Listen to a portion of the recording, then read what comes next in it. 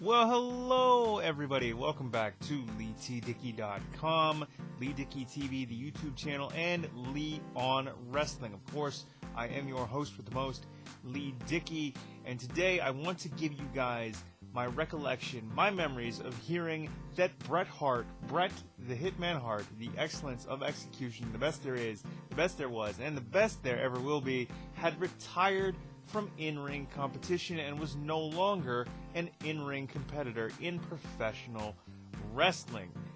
So the way I heard about that was actually really interesting to me, in that my dad, who was not the biggest fan of professional wrestling, I don't think he ever was really, but he knew that I was, and I guess he figured that, he thought that I would find this pretty cool, and I did, in that, when he told me, he's like, oh, did you hear about Bret Hart? He retired from wrestling, as an in-ring competitor. I didn't believe him right away. I thought that it was a work, if you will. I just thought it was part of a storyline, because when Bret retired, I was young. I was about 11 years old. I think this was late 2000, so this would have been October, November, somewhere in there, and I was like, really? No, it's just part of the show, right? I figured it was a storyline, it was a work, and I didn't believe it, that Bret had retired from in-ring competition. And then my dad, he gave me 2 newspaper articles. I might still have them around. I think one was from the Toronto Star, which was the larger article, and the other one was a small column from the Sun. I think it was the Toronto Sun.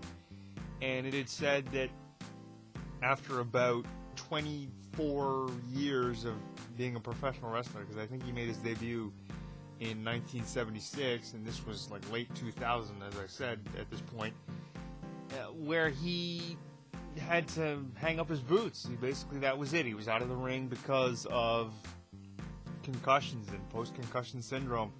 And if you remember, or if any of you remember, in December of 99 at Starrcade 99, the WCW pay-per-view, where Bret was facing Goldberg for the WCW World Heavyweight title, Bill Goldberg actually kicked Bret, accidentally, mind you, in the side of the head with a thrust kick, and that's where he got 1 concussion, but in subsequent days after that, he got several more because he participated in several matches, and it just sort of exacerbated everything, at least from what I've heard and from what I've seen and everything that we know about concussions now. I mean, if you don't expect concussions in professional wrestling, you're an idiot, especially at that time, because let's face it, they were throwing weapons at each other, getting hit with everything, plus all the high impact moves and what have you.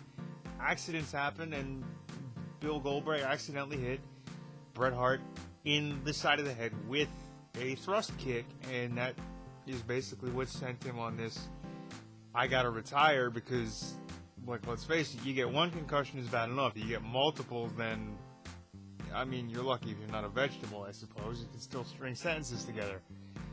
And no disrespect to anybody or anything, no disrespect or what have you thrown at Bret or Bill Goldberg, but, and it's unfortunate that Bret had to retire that way, because I think he still had some good years left in him had he not gotten concussed.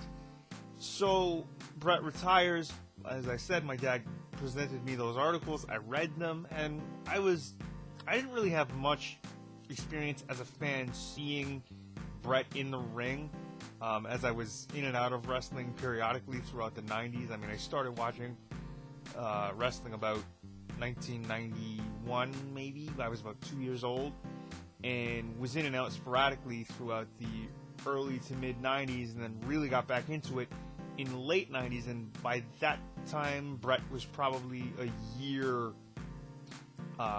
from retirement, and I didn't really get much exposure to him in WCW as I said, WCW and Raw aired on the same network, but you could never tell when Nitro was going to go up on the same network as Raw because of certain scheduling conflicts and what the Canadian network scheduled in place of Nitro, or I just having it preempted several times. I think I remember seeing Nitro randomly at 2:35 in the morning on a Wednesday.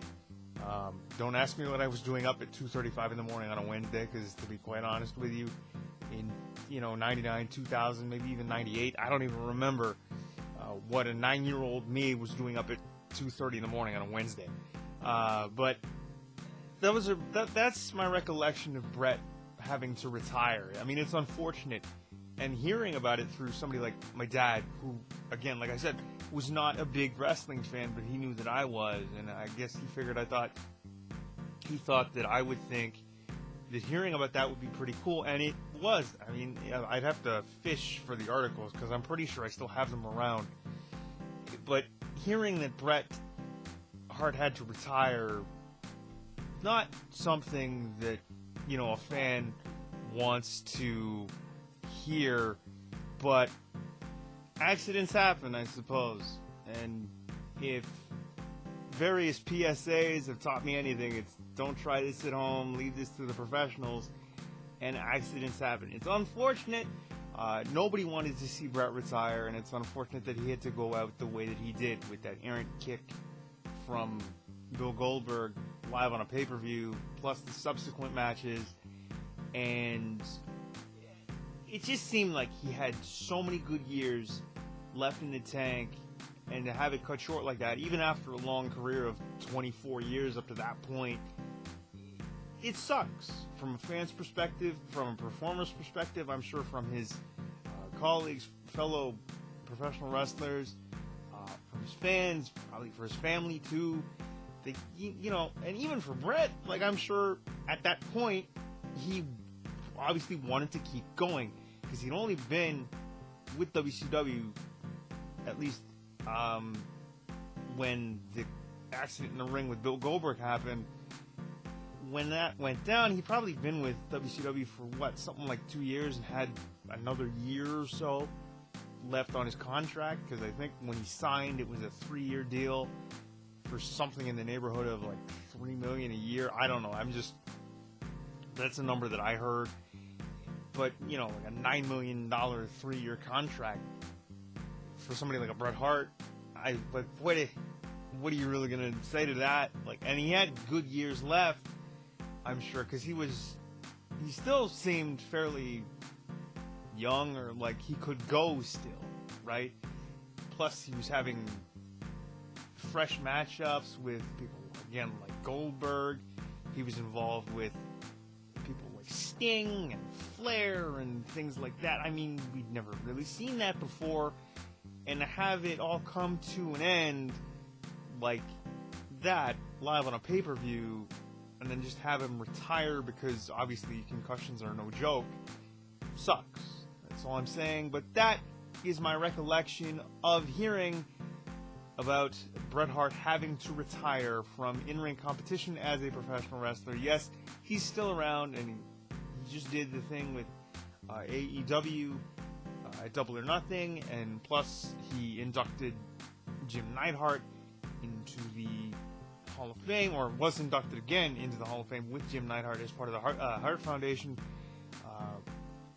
at WrestleMania weekend this past year, which was cool. And it's cool that he's still around the professional wrestling business, because, like, let's face it, I don't think he'll ever fade from wrestling in any way, but to see his in-ring career come to an end the way it did just sucks. From a fan's perspective, from a performer's perspective, whether you were a colleague or just somebody that admired his work, because he was the best there is, the best there was, and the best there ever will be. He was so technically sound, he was so good in the ring.